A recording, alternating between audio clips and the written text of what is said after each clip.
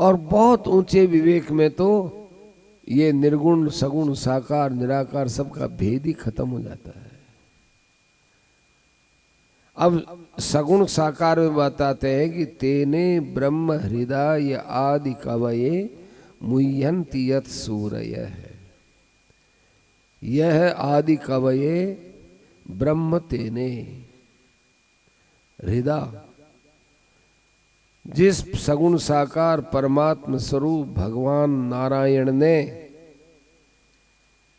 अपने हृदय माने अपने संकल्प से, अपने हृदय से आदि कवये ब्रह्मा जी के लिए ब्रह्म तेने, ब्रह्म माने ज्ञान, ब्रह्म माने भागवत, इसको तेने माने विस्तृत किया। तेने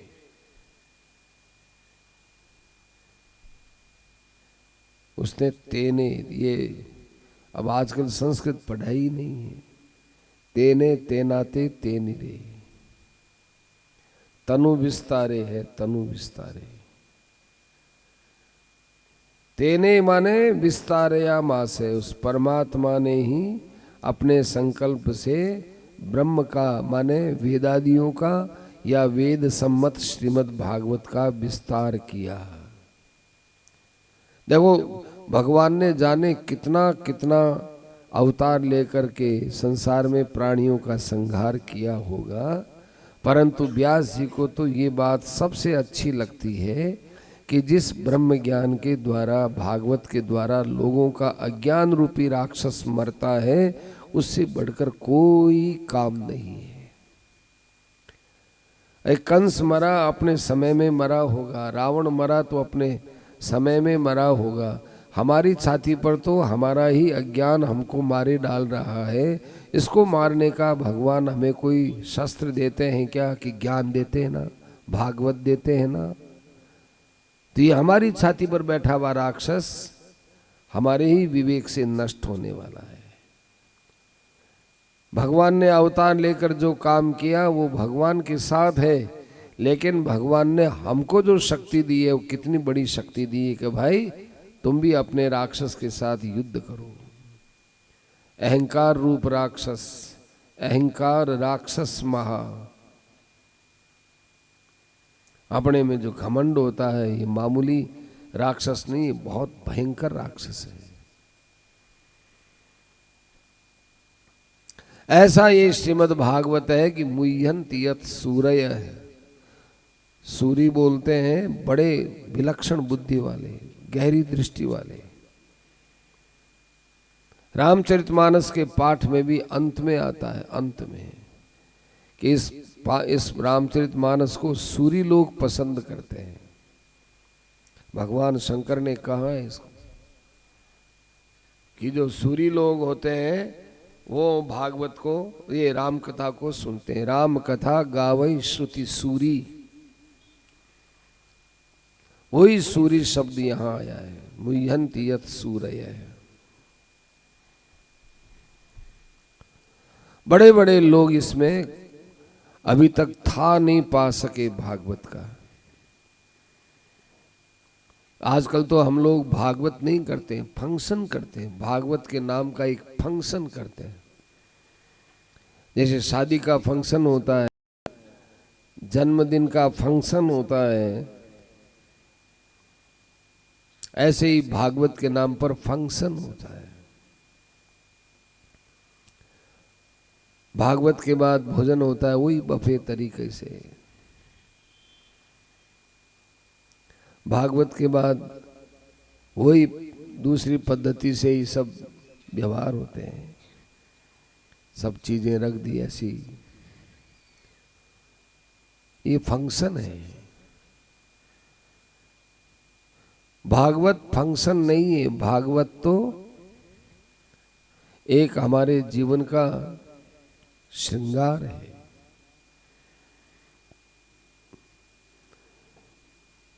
आजकल इसको जंक्शन भी बना लिया। जंक्शन होता है, उसमें चाहे इधर गाड़ी जाओ तो भागवत से पतन भी कर लो और भागवत से अपना कल्याण भी कर लो। भागवत का दुरुपयोग करते हैं। ये भागवत का देखो, श्रोताओं का इसमें पतन बहुत कम है। श्रोता बेचारा क्या करे। सेठ जी ने कहा कि श्रोता निर्दोष होता है। भागवत के नाम पर हम बुला लिए, अब आप लोग आ गए, आपकी क्या गलती। अब हम आपको क्या परोस रहे हैं ये तो हमारे पर निर्भर है ना। किसी आदमी ने दावत दी और भोजन में कोई त्रुटि रह गई, लोगों को तकलीफ हो गई, तो पुलिस वाले तो आएंगे, देखेंगे, कहेंगे भाई आपने ये भोजन बनाया, ये चाहिए सामान क्यों डाला, कैसे डाला। कि साहब हमको तो पता नहीं, हलवाई लोग जाने। हलवाइयों से पूछे तुम सामान कहाँ से लाए। कि साहब वहाँ से लाए। उनसे पूछे कि तुम्हारे पास ऐसा सामान तुमने क्यों दिया। खाने वालों को कोई नहीं कहेगा क्यों खाया। हमको क्या पता साहब, हम तो भागवत में गए थे, प्रसाद दे दिया, हमने ले लिया। कोई इस खाने वाले को नहीं कहेंगे, खिलाने वाले को कहेंगे। ऐसे ही भागवत को आज हम जिस ढंग से विकृत बनाते जा रहे हैं, आपका दोष नहीं है। आपका दोष इतना तो हो सकता है कि जो हो रहा है उसको आप पसंद करते हैं। हाँ बहुत अच्छा, नाचिए, हम भी नाचें और आप भी नाचो, तब आपके ऊपर थोड़ा दोष आ सकता है। आपका समर्थन ही नहीं है तो फिर कोई दोष नहीं लगता, वो सब हम लोगों पर आएगा। किन की वाणी है, कौन कौन इस वाणी का उपयोग करके गए भागवत का, और आज हम उसको इस ढंग से परोस रहे हैं। दुनिया तो आगे ही बहुत विलासिता में जा रही है। महाराज श्री ने कहा था कि सत्संग का कार्यक्रम सबसे सस्ता होना चाहिए।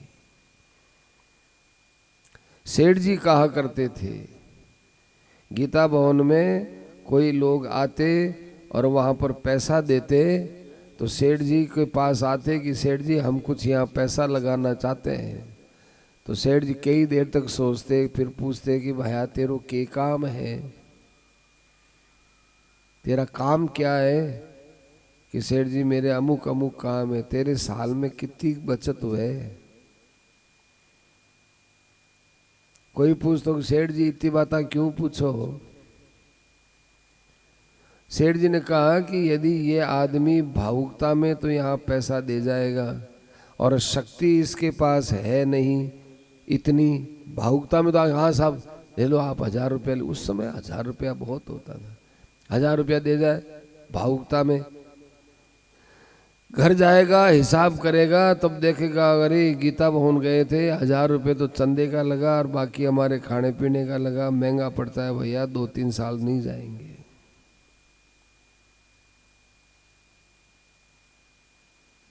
और उसके सत्संग के आड़ लगेगी। इसलिए हम पूछते हैं, फिर वो कहे नहीं सेठ जी हम करें, हमारा 1000 रुपया तो लिए, कि देख भैया बार 200 रुपया ही दे, 200 रुपया, 1000 नहीं। जो भी कोई देता, जितना बोलता सेठ जी उससे कम पैसा लेते, कम ही कोई बहुत बड़ा धनी होता उससे भी कम ही लेते।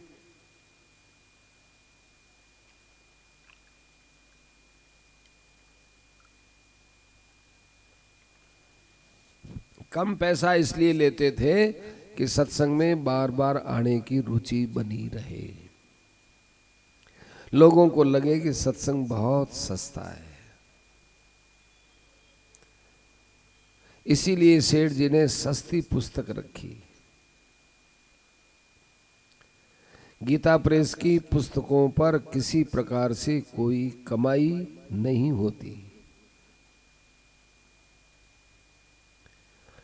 पर इतने पर भी हम लोग अपने घरों में चुनिंदे हिंदू लोग गीता प्रेस की पुस्तकें रखते हैं। कम से कम इतना सामान जो बेकार पड़ा है घर में, केवल श्रृंगार के लिए रख रखा है, 2-3 अलमारी और लगे, गीता प्रेस का साहित्य रख तो लो, समय का क्या पता। ये आजकल वो अच्छा समय आ गया उस यंत्र का, जिस यंत्र के कारण से सब गीता प्रेस का साहित्य है वो उसमें मशीन में रह गया, जिसमें भी रहता है वो इंटरनेट में काय में, चाहे जब भी हम उसमें से निकाल सकते हैं। परंतु हमारा दायित्व क्या है, कितना सामान रखते हैं, हजारों रुपयों की साड़ियां रखते हैं, हजारों रुपयों के और सामान रखते हैं, गीता प्रेस का साहित्य नहीं रखते। रामायण मिल जाएगी, गीता मिल जाएगी और थोड़ी बहुत पुस्तकें मिल जाएंगी, गीता प्रेस का साहित्य रहना चाहिए घरों में।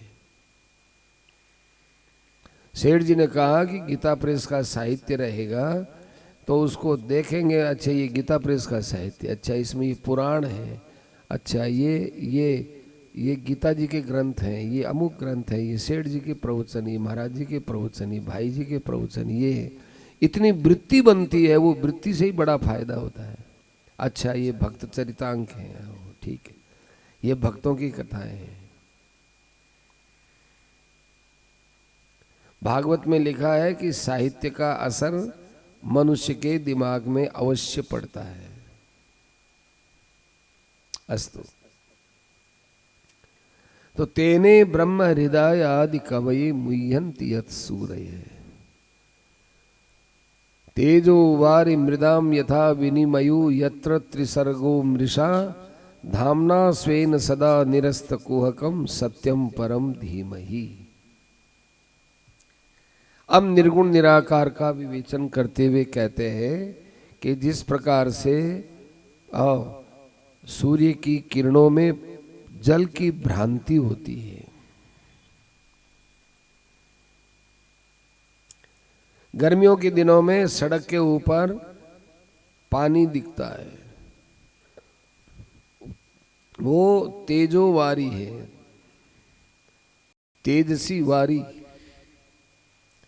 किरणों में, तेज किरणों में, गर्म किरणों में पानी का भ्रम होता है। ऐसे ही परमात्मा में संसार का भ्रम हो रहा है। देखो उस समय कोई नहीं कह सकता कि पानी नहीं है।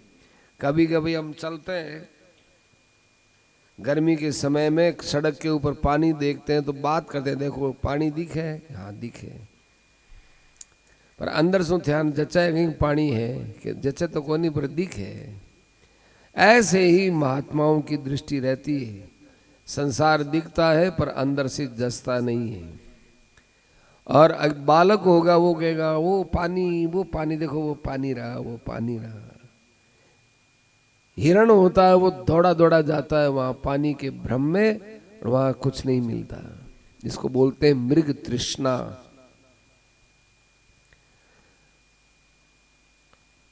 हमारे उधर हिरणों की बड़ी दशा, आप भी तो उधर के ही हो। हिरणों की बड़ी गर्मियों में दुर्दशा होती है, दूर तक देखता है पानी है पानी है पानी है, दौड़ करके गया और वहां कुछ नहीं मिला, बेचारा हताश, फिर देखता है वहां, फिर देखता है वहां। ऐसे हम लोग देखते हैं कि ओहो संसार में वो सुखी है, वो धन मिल जाएगा तो सुखी हो जाएंगे, वो देखो वो मिल जाएगा। अरे जिनके पास हो उनको पूछ लो पहले कि सुखी हो कि नहीं।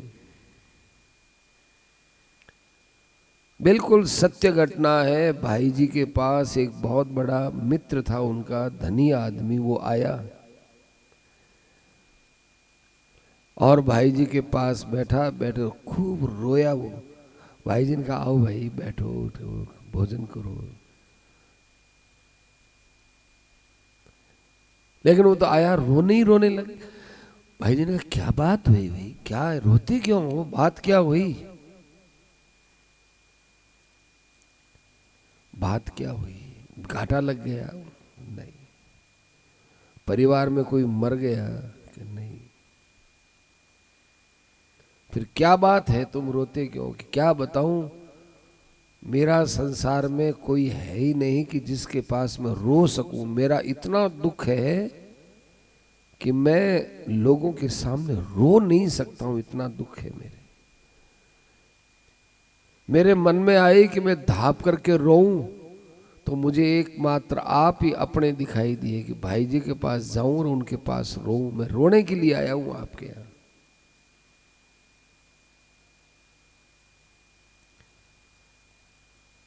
मैं रो नहीं सकता, इतना दुखी हूं मैं, रो नहीं सकता। सज्जनों, बहुत कष्ट है दुनिया में। बिना सत्संग के आदमी इस संसार में कभी भी सुखपूर्वक रह नहीं सकता है, इतना दुख है। रो नहीं सके, बताओ। दुख में रोना तो आता ही है, रो नहीं सकता, इतना दुख।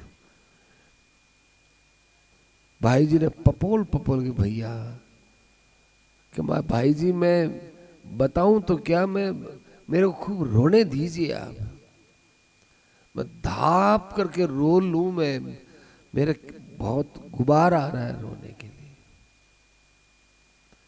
अब कोई मरा भी नहीं है, कोई व्यापार आदि में घाटा भी नहीं है, कोई परिवार में कोई बीमारी भी नहीं है, कोई ऐसा ही उसके दुख हो गया, कोई कह नहीं सकता हो।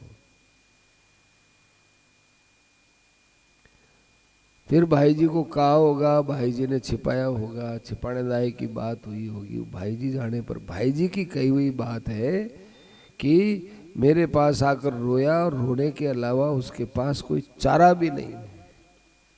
मैं भी क्या करता।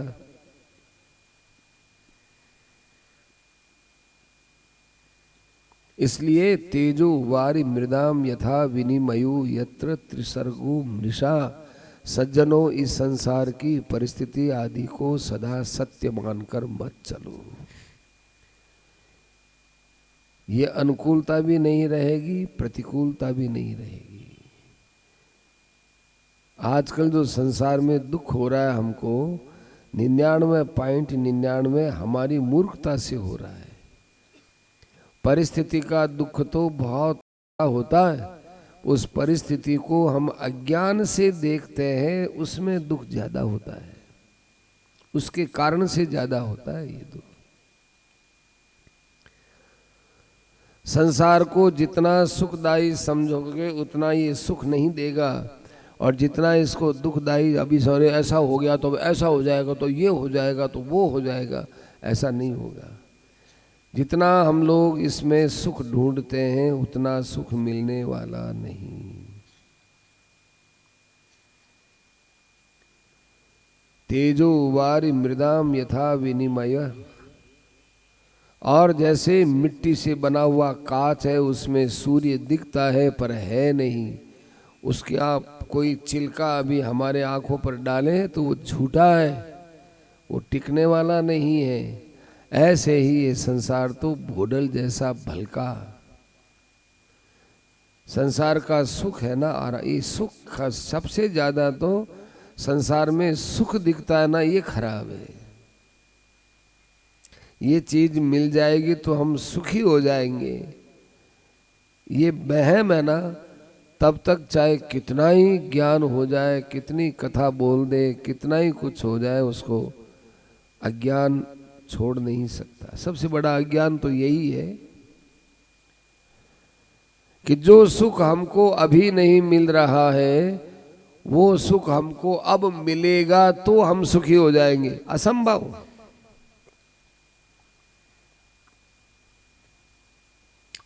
असंभव है ये बात।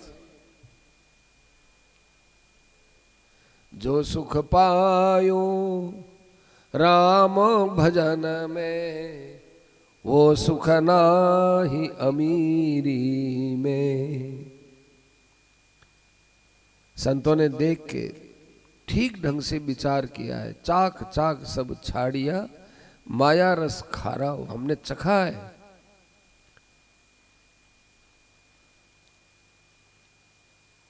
सब विषयों का स्वाद लेने के बाद अच्छी तरह से चख करके परख करके संतों ने कहा है, चाक चाक सब छाड़िया, माया रस खारा हो, लागे माने राम जी प्यारा हो।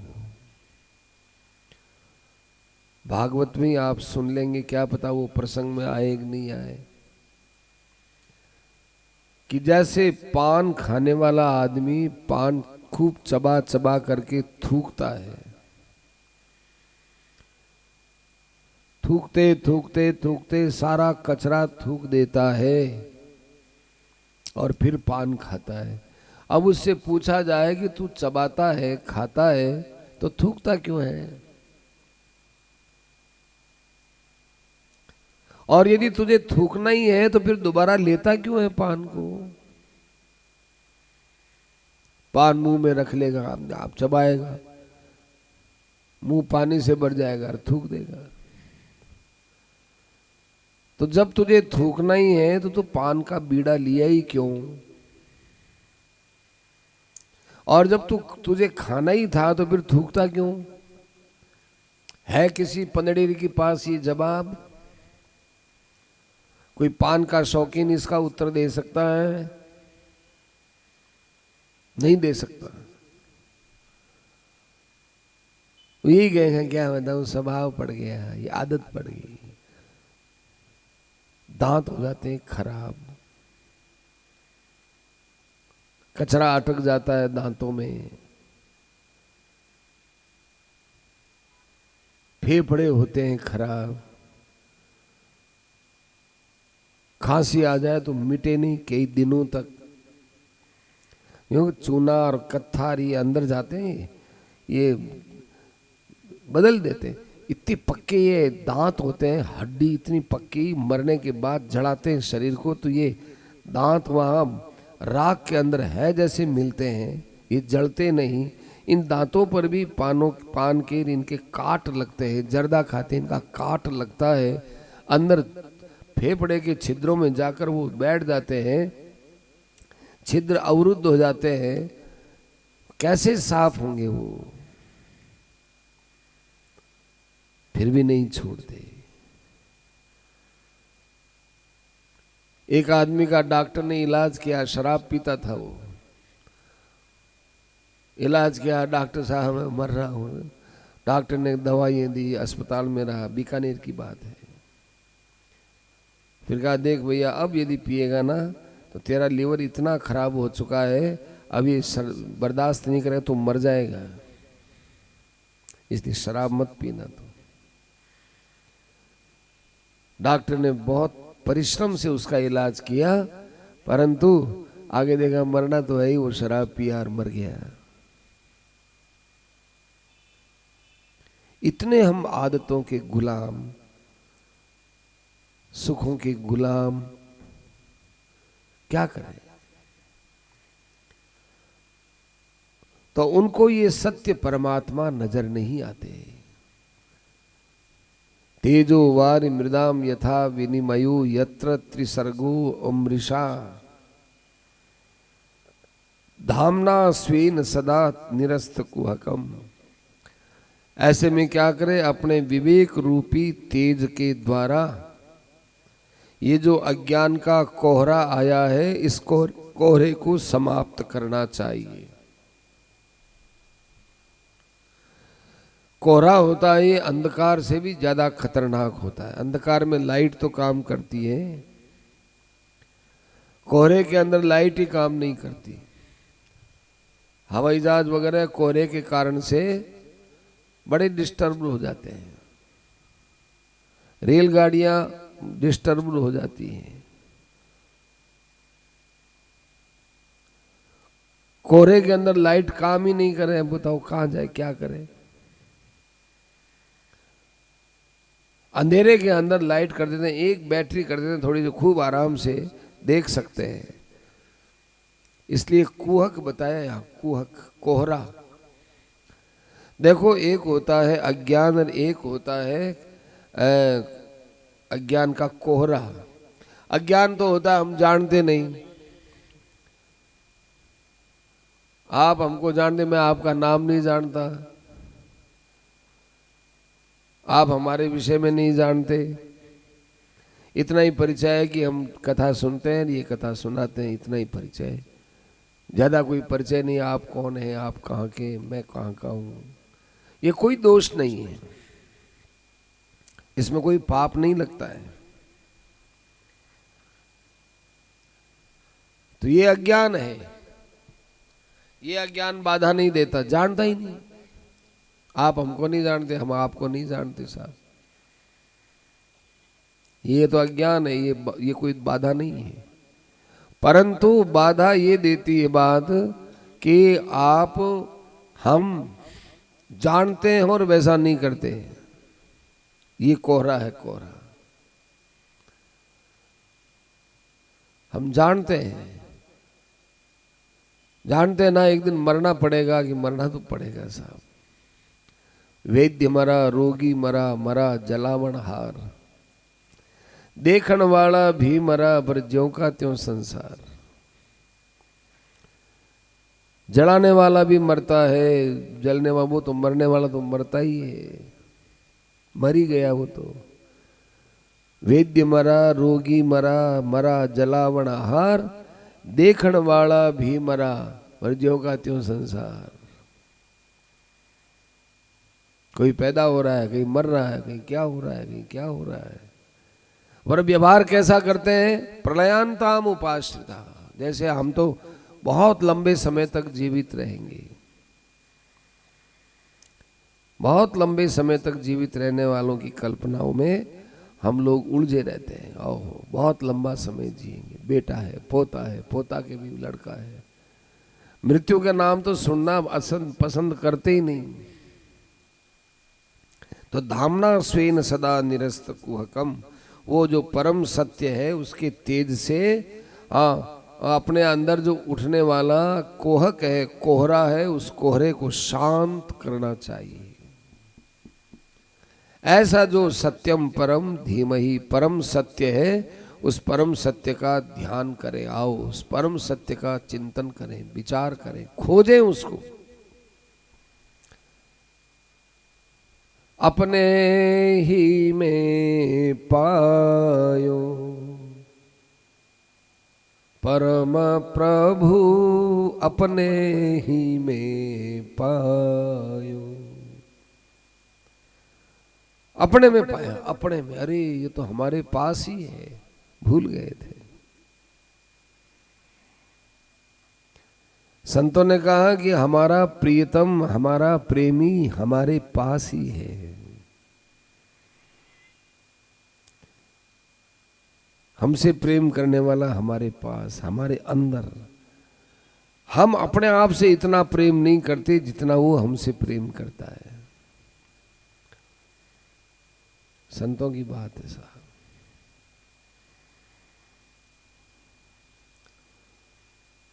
सत्यम परम धीमहि। आओ थोड़ा समय निकालो। व्यर्थ कामों के लिए हमको समय मिलता है। अपने अंदर रहने वाली जो ज्ञान निधि है उसको टटोड़ो तो सही, अपनी तिजोरी संभालो तो सही। रुपए की तिजोरी संभालते हैं, गहनों की तिजोरी संभालते हैं।